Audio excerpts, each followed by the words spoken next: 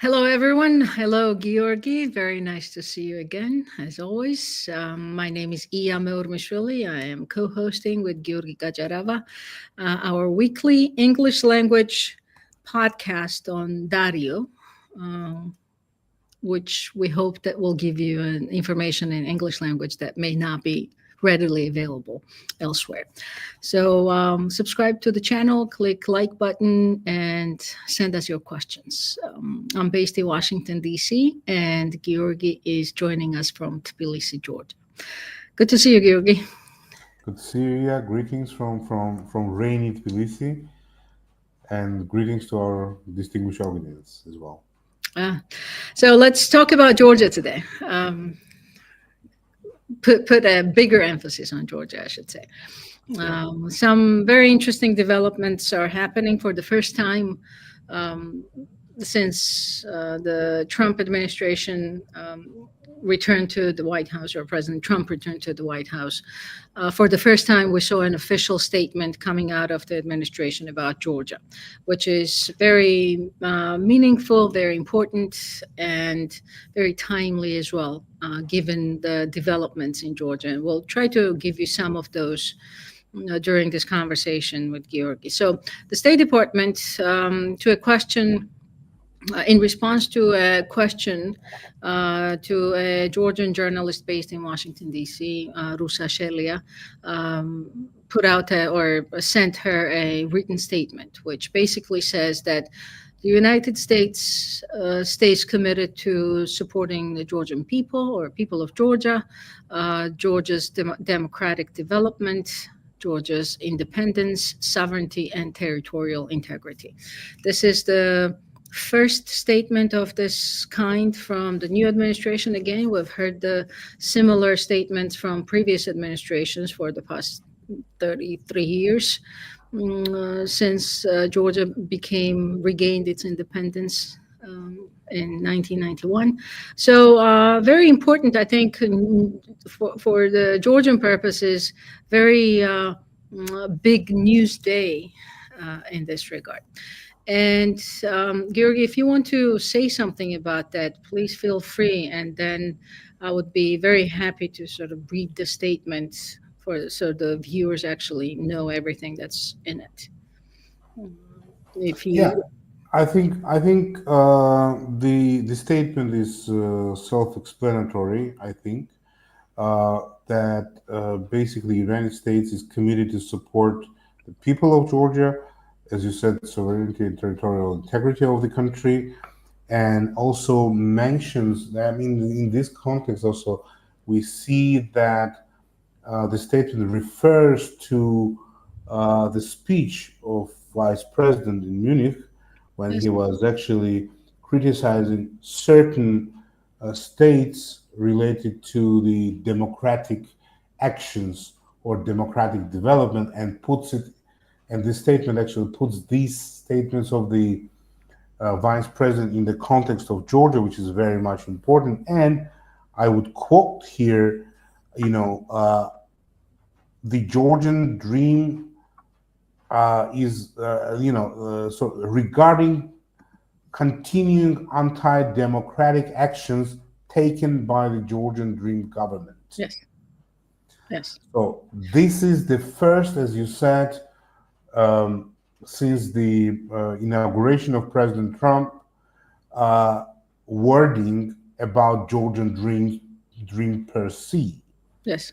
So, and it is referring, it's very delicate thing, to Georgian dream government, not the Instead of government of Georgia. government of Georgia, Hmm. but Georgian dream government. So Yes, you can interpret it in a different ways, but it's not something that is commonly used by the State Department randomly. This is very much thought through wording of the statement, and it comes like in a right moment, because there were, as you remember, some 10 days ago, the meeting of the ambassador of the United States to Georgia with the Minister of Foreign Affairs, and the political spectrum in Georgia was a bit shaken, saying that that United States it's a rapprochement between the United States and the government of Georgia, etc., etc. Whereas, similar thing was actually more delicately stated in the statement Yeah, issued by the embassy of United States in Georgia. So, and from this very statement, which we read now, we can see that there are certain preconditions according to which, I mean, after fulfilling which, United States is ready to renew the good relations and yeah. Let yes, me read that part. So I yes, please. think the statement basically consists of three very pronounced points. Messages, yes, And the first one is we continue to evaluate our approach to Georgia to advance American interests. And that's not surprising at all, because that's what would be expected. But to have that as the first statement, I think Georgian authorities should take it very seriously, given their relationships with Iran, Russia, China, most specifically. So this is something very, to me, it's very important. The United States has made clear the steps Georgia's government can take to demonstrate its seriousness about improving its relations with the United States. And again, for our Georgian viewers, they of course know this very well, but to those who are not very familiar with Georgia's domestic politics, the reason why this is important is because during the Biden administration, United States suspended its strategic partnership with Georgia, strategic partnership of about 10 years. So it seems like the Trump administration is continuing that suspension without mentioning it, of course, but saying that it's been made clear to the Georgian authorities that they need to take certain steps to improve relations with the United States. It's an indication that the suspension is going to stay in force for now. So that was the first point. The second point, I think, is what you said, Georgi, exactly, reference to Vice President J.D. Vance's speech in Munich. So the statement reads, regarding continued anti-democratic actions by the Georgian Dream government, as Vice President said in Munich, you cannot win a democratic mandate by censoring your opponents or putting them in jail, nor can you win one by disregarding your basic electorate. I'm sorry, I just lost the line. basic electorate on Questions questions like like who who gets gets to to be be, a part of our shared society. yeah, So that's again, it fits right in. Even though the Georgian Dream was expecting that what President Trump's returning to the White House was somehow going to change or make it easier for the Georgian government to continue some of the policies they implemented, especially recently. This seems like it's on the opposite. They are on the opposite side of what the U.S. has been saying, and Vice President has been one of the favorite American officials lately, cited by the Georgian Dream, referring to his statements, referring to some of his actions. So this is also very important, that it's not the situation from the White House's vantage point is not looking like the Georgian Dream was thinking it was going to look like. So also very important to put Georgia in this category of European countries where, from Vice President's viewpoint, opponents are being arrested or silenced. So, not to continue for too long, but the third point is that the United States has been a partner to Georgia and the Georgian people for 33 years, and a strong supporter of Georgia's independence, sovereignty, and territorial integrity throughout that time. So that's also saying that we're seeing the continuation of the same policy that we've seen from American administrations throughout Democratic and Republican administrations for the past 3 decades. So very interesting. The statement has already generated some, of course, a huge media splash in Georgia because everybody's trying to interpret, everybody's trying to do a tit for tat, like we told you so, or the other side is trying to explain exactly what this means. But very encouraging. In a sense that looking at US Jordan relations, encouraging in a sense that we are seeing consistency from the State Department side. Yeah, very true. And we are happy that the United States is following the developments in the country Yeah. and expressing its position on certain issues delicately but very clearly, I would say. And well, what we gather from this is that basically this comes in the moment when we see that the internal struggle between the opposing opposition forces and people in power, I would say, is reaching new heights with certain developments, which we will talk probably a bit later. But for the people of Georgia, this is encouraging also because we see that the biggest ally of this country for the 33 years, for the past 33 years, which was standing by people of Georgia in good and bad times, is still with us and recognizing the problems that we have, but also recognizing the opportunity that this country always had in the westernization path that we actually chosen for a long time ago. This is important for us.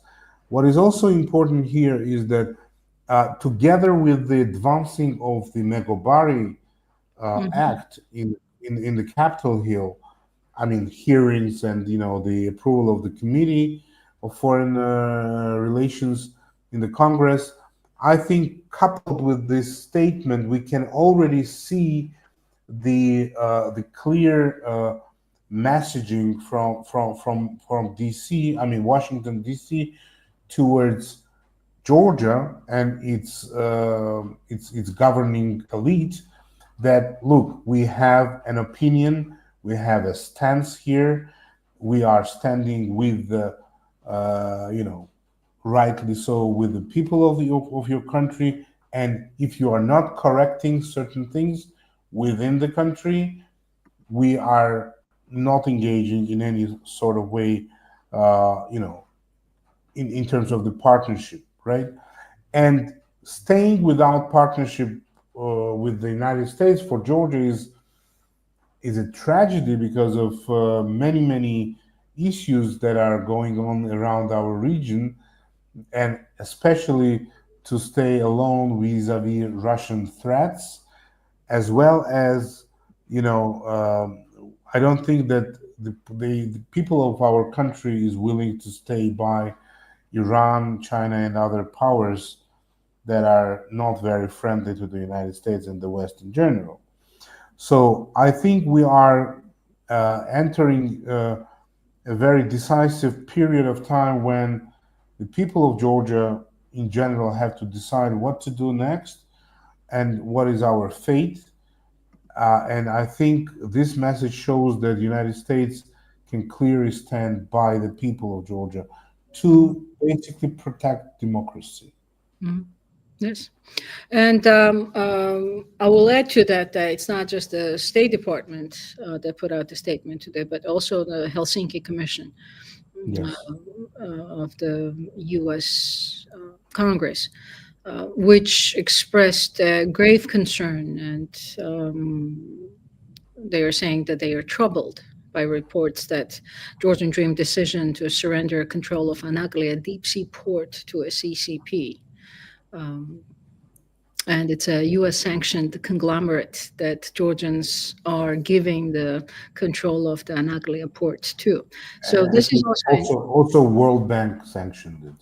yes, and yes, it's a Chinese government, of course, associated company that develops infrastructure projects all over the world, and mainly through the loans or that are basically um, terrible burdens on some of the, especially small nations' budgets and economic future. So, also very interesting to see this statement come out from the Helsinki Commission. Do you want to say a couple words about what the Black Sea, Anaglia port is in the Black Sea? Well, I call this project as a golden gate to the South Caucasus and Central Asia, basically because this is the okay. We have two international ports in Georgia, but they're not deep sea ports.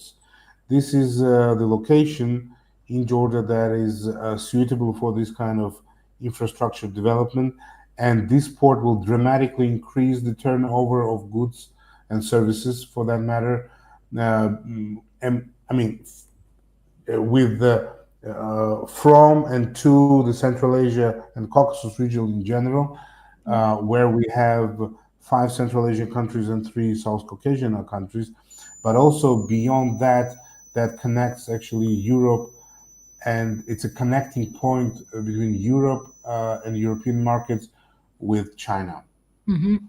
It's Yeah. so-called middle corridor or central corridor, as I call it sometimes, which is under development now, and that can boost trade in the inner parts of the heartland, if you talk about geopolitics in general. But also, it will basically assure access of Western capital in the area of the Central Asia, which is very much rich with natural resources and has a huge potential for industrial development. Mm-hmm. Absolutely. As well as agriculturally, it's very important region, taking into account agricultural potential and produce of Kazakhstan and Uzbekistan, as well as oil and gas. We have Turkmenistan, which is the third largest, holds third largest reserve of natural gas in the world, and etc. So, and we're talking about gold and other numerous minerals that are Yep. in abundance in that part of the world, which is underexplored, by the way, and underdeveloped in this case. Yeah. This is the golden gate to all these resources. Right. And what's important in the background of this is that there was an American consortium involved in developing the port at the initial stage during the Georgian Dream government period as well, throughout many years. But the project never actually saw the fulfillment, or it never came to the actual development due to different types of disagreements, whether it was business or the government involvement or legal issues or whatever the case was. There was an American company, a number of American companies involved with the potential bid during the feasibility studies and everything. And then the Georgian Dream pulled out the rug under the development of this project through with Yeah. the Western funds. I would also recall the meeting of then State Secretary Pompeo with then Prime Minister of Georgia, Mr. Baghdadze, during the first Trump administration, when Mr. Pompeo actually urged Georgian government to start developing these ports. Yeah, build the port. Yes, Yeah, yes, you remember yes. that press And conference. another small sort of side note or footnote to this conversation is that the Chinese Belt and Road Initiative, which is global, of course, enormously large. Multi-billion dollar Yeah, multi project. hundreds of billions, probably. Um, this project does not have access to the Black Sea at this point.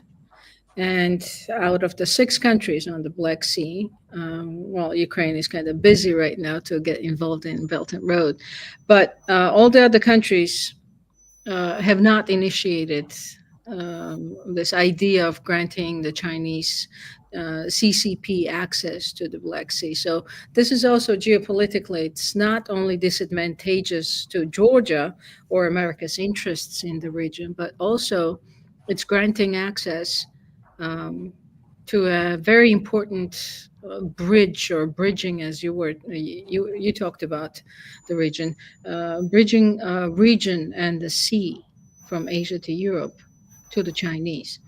So we'll see how this goes. The Helsinki Commission once again urged the Georgian government to reconsider giving the project to the Chinese. I think the Georgians are too far into development into this development at this point because the Georgia's central bank's chairman just this week Last week. last week today's Wednesday, right? Last week visited Beijing, and she signed a memorandum of understanding with her colleague there. So it's probably, I mean, you don't need to be a rocket engineer to figure that all this is a preparatory work to finally let the Chinese start paying and start building. And on top of that, it's not going to be just a port. It probably will be other infrastructure projects on top of some of the entertainment and sporting venues, like a new stadium, for example, or Airport. airport. There you go, new airport. So very interesting. It seems like Georgia, there was this very pro-Western oriented, at least from the government standpoint. People still are, but the government was unequivocally devoted to Western values and wanted to be a part of the West. But now it's not quite. Well, we still have a protection mechanisms here. I would say we still have articles in the Constitution that protects the pro-Western move of Georgia, like constitutionally, any government in the country is obliged to make everything possible for European and Euro-Atlantic integration. Yes. So, And by the way, that Article 78 in the Georgian Constitution, was introduced and approved by the Georgian Dream government as well. but So initiated by those people who are now we're in no longer opposition. right, right. But the Georgian Dream often claims that it was them who introduced this amendment to the Constitution. So So they take I, I, take I credit hope for that it, they will follow. even though they're not doing much anymore to get the country closer to the EU, despite their narratives and rhetoric, lip Exactly. service. Yeah. That's true. Yeah, I think. Is there anything else you want to say about the statement? And No, I think as you said already, it was very timely and very encouraging for people here.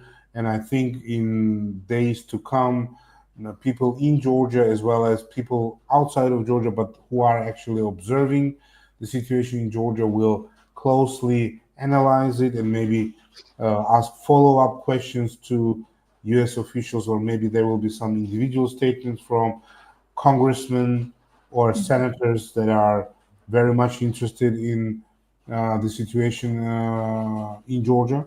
Mhm. So I would expect some follow up comments from higher up officials in Washington Yeah. D.C., especially from lawmakers. Mhm. Also in the context of the Who Megabari have Act been, yeah, approval, as yeah. we spoke about. Lawmakers have been fairly active related, Exactly. Yeah. Georgia Yeah. related. In the House of Representatives, Megobari has 18 co-sponsors. In the U.S. Senate, it has 4 co-sponsors. and it's very obviously bipartisan. It's two Democratic senators and two Republican senators. One of the Republican senators is Senator Jim Risch, who has tremendous support from President Trump. And on top of that, he's the chairman of the Foreign Relations Committee in the Senate. So, I mean, from the Senate Foreign Relations standpoint, it does not get any higher or any more important than that. Georgi, in those few minutes that we have left, let's briefly talk about this very unprecedented, I have to say, hearing or event that's happening in Georgia right now, during which the authorities are investigating all, 2008 war at this point, which happened 17 years ago. Something an important, of course, very consequential event in Georgia's defense and daily life, I should say. But nonetheless, it's been 17 years since the war. Georgian Dream has been in power for 13 years now, but somehow we're seeing this investigation now, which is interesting, if not surprising or malicious, depending on how you want to look at it. So what's happening? Because you're based in Tbilisi, you probably understand it better. Why do you think it's happening? What's happening? Just a few factual information, if you can say. Yes, yeah. I mean, very interesting developments. And after talking about the State Department statement, I think it's worth mentioning these developments here in Georgia because I would say, as you said, it is unprecedented to have an investigative committee on not only the war per se in 2008, but also on the actions of the political leadership of the country connected to the uh, national movement, which was headed at that time by President Saakashvili. Mhm. So that is the controversy. I think this is the first step in terms of, let's say, allege the previous political elite. I mean, those who are representing UNM, United National Movement, uh, in misleading country or misconducting in certain areas of their activities when they were in government, and then to ban them as a country. But what is interesting, according to the ruling party, Georgian Dream, they call those people like a collective UNN, meaning Yeah. that all the other parties are seen as Opposition. yeah, Opposition. oh yes, exactly, opposition parties, sorry, are seen by Georgian Dream as an offspring of the UNM or ally of the UNM. So if you are in opposition, it automatically means, according to this logic, of course, Yes. that you are guilty of something. Yes. You know, And they and this also is have a number of people who used to be UNM officials in the exactly yeah, past and are yeah, now Georgian Dream officials. So that's yeah. all they does not, pass the smell test, of course, that it's a politically motivated, not a fact finding, This but with this a is clear political motive to uh, bend the opposition. yeah, I would say it is smells and it is seen and it is felt by overall general public in the country as a politically motivated, and many connect this to the upcoming local elections in the fall 2025, just to clean up the political field in order to assure the Georgian Dream wins the elections. Mhm. But At the same time, we see that the large portion of the political opposition political parties in the country are not ready to participate actually in the elections Oh, some of because them are saying no to it. I mean, some yeah, of them have that's what I'm declared that. saying. Yeah. That they openly already stating that they are not planning to participate in this kind of election because the parliament and the Central Election Commission are not legitimate, and therefore those elections cannot be seen as a legitimate political process. Yeah. Well, this creates kind of a situation in the country where it's not like the country is divided for pro government and anti government. I think it's more complicated in terms of there are very much anti government sentiments in the society, and then there are people who are tired of all of this, and they're just how can I put it? They're just not following anything. But it doesn't mean that they are actually satisfied with what is going on in the country. Yes. There are less and less support, in my opinion.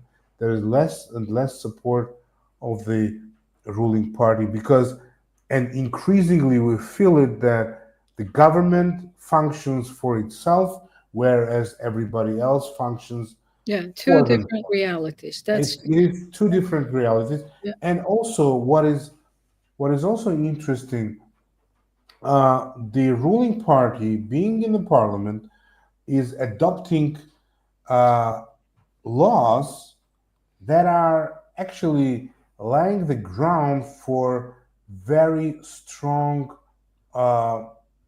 like iron hand type of ruling in the country. Yes.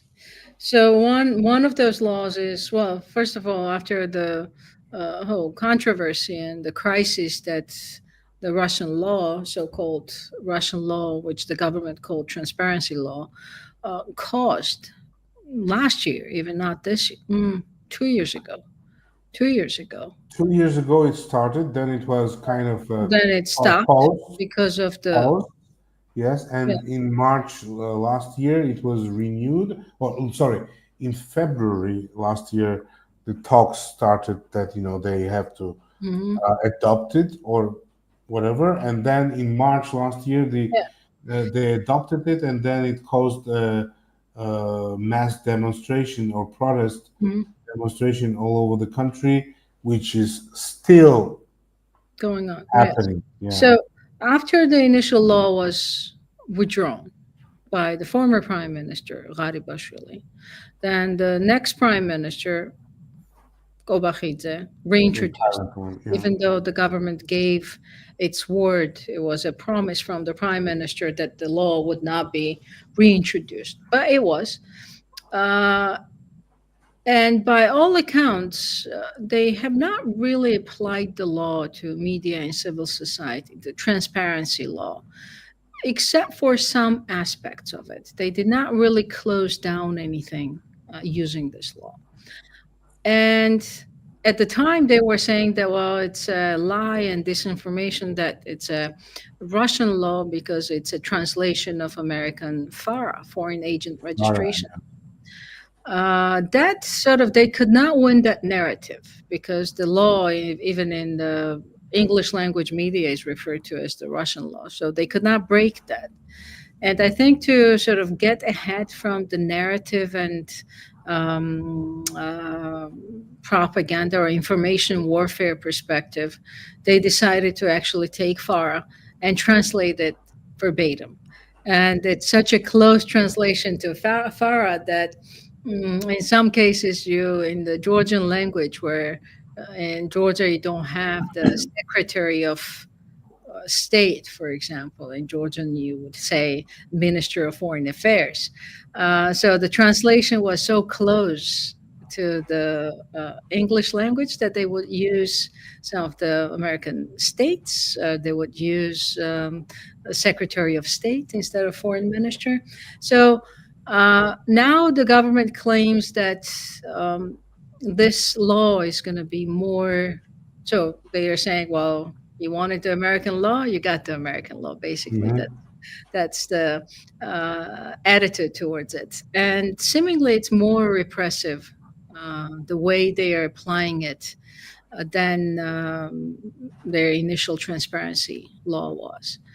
And it's repressive towards the media because the Georgian media or local media would basically be unable to receive any assistance, any funding, even training, equipment, none of it from the outside of the country. Um, and it, No, when it, in terms of donation, but commercially, of course, they can buy it still. uh, right, assistant, yeah, yes, in terms of, yeah, and they would not be able to buy it because Georgian TV stations usually are funded by funders. They're not self sustained. And on Yeah. top of that, also the regulator, it seems to me that is also tightening the rules on commercial advertisements on TV, which is also going to impact the independent income of the TV stations. Yeah. So that's one thing. The civil society is, of course, going to be still under threat, and we don't know the difference between the previous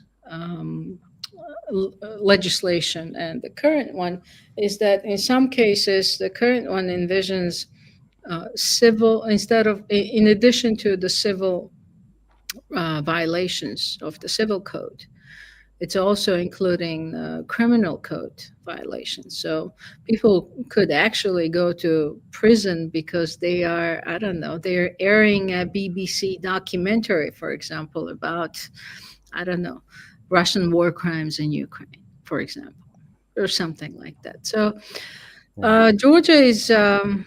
Georgia is going through a very difficult period right now. Yeah, that's why I'm saying it might be the unique case of for political scientists how things can turn upside down very quickly, and how the situation is not easily improving, and nobody has an answer how to do that. You have opposition parties, but they are so much restricted and so much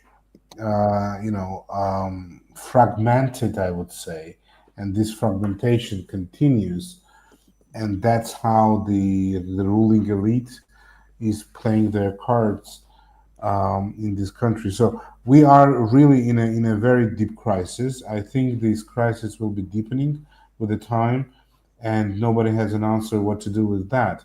And I think that is already transferring. This crisis is transferring into the societal level, Hmm. and I think that there is a risk for the country to descend and dive even deeper into all of this, so deep that it will be very very difficult to climb back. To be very honest, so we have to think about it Hmm. in terms of what the country is experiencing, not only theoretical but in practice. So I would say that yeah, nobody predicted that even a year ago, even like 2 years ago, it was unbelievable. But today we're facing one party rule, which is de facto present in the country, and basically those actions that we see right now are pointing out that the ruling party will not stop where we are now. So Hmm. they will No, it's double down. definitely a Yeah, preparation. they will double down and establish sort of one party rule in the country, and I don't know where it will lead us. Uh, another thing is that when we talk about the West and the pressure and the sanctions that were already adopted by the United States, by European Union, by the United Kingdom, potentially as well. Yes, they are disturbing economic situation and political situation in the country, but as we said, they also push the Georgian Dream government to be closer to those countries that are not very friendly with the West, Hmm.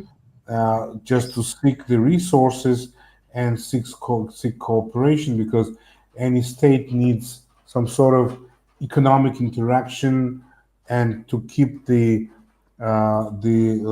living standard on certain level that people can actually breathe, I would say, and Yeah. eat something, right?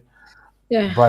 But how that all will unfold in the near future, we have to see. But the situation, as you said, and I would reiterate it, it's very, very difficult Very difficult. and Uncharted very, territories for Georgia. very, very concerning.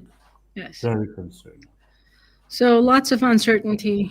Um, we'll see how things go, and if we'll be, of course, be on the lookout for any additional statements coming from the U.S. side.